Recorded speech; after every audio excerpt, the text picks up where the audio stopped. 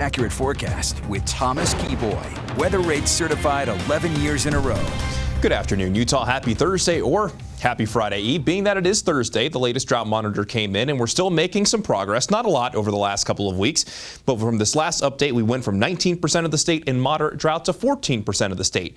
We're sitting in a much better position than we were just a year ago. We still have some work to do, but again, that is definitely encouraging, and the reason why we've seen such a big dent in the drought monitors because of the winter that we have. And if you go up to Big Cottonwood Canyon, this is near Brighton, looking towards Silver Lake, there is still plenty of snow out there, especially as you make your way towards the slopes that don't face the sun. So, I mean, we're looking at some decent snow still up Big and Little Cottonwood Canyon, but because we're seeing those warm temperatures, we're still seeing that increased runoff. The flood concerns continue, but most of our waterways, especially in central and northern Utah, are running high, fast, cold, and dangerous. You don't want to fall in that water, so make sure that you're giving our swollen waterways the respect they need. And also thanks to Chris Williams for sending that photo of Silver Lake today.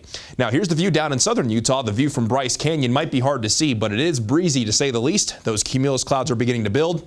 And you can actually see this camera shaking a little bit because of the strong winds that we have in the southern portion of the state. Temperatures so far have mainly climbed into the 60s and 70s, while Moab and St. George right now are leading the way, coming in at 81 degrees. When we look at the bigger picture of things and expand the view across our region, the weather setup today really not too different from what we've seen in recent days. Got an upper level low pressure to our west that continues to send energy through our neighborhood, and we have a stalled out front just to our north, and that southwesterly flow continues to bring in moisture.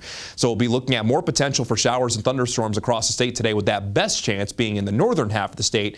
And for those of you down in southern Utah, there will be at least a slight chance, but you're mainly going to be looking at partly cloudy skies and some windy conditions, and that thunderstorm outlook kind of plays that out, where if you're along and north of I-70, that's where that best chance for wet weather is going to be. General thunderstorm category, so not necessarily expecting any severe storms today, but a few strong storms can't be ruled out. But by the time you get south of I-70, that best chance for wet weather is mainly going to favor the high terrain. So let's go ahead and begin the FUTURECAST at 2 o'clock this afternoon. So showers and thunderstorms will begin to bubble up, and they really are at this point.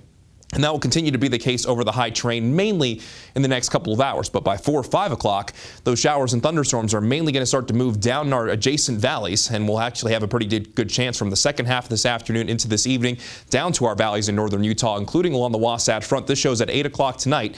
Good chance for those showers and thunderstorms in the northern half of the state, but it's going to be like recent days, where there are going to be some spots that see the rounds of wet weather, while some of you will get through the day on the dry side of things. Just really depends on where you are and where those thunderstorms set up. As we go into the overnight hours and early tomorrow morning, with that loss of the daytime heating and the loss of the instability, the chance for showers and thunderstorms will begin to go down. Mostly dry to start off our Friday.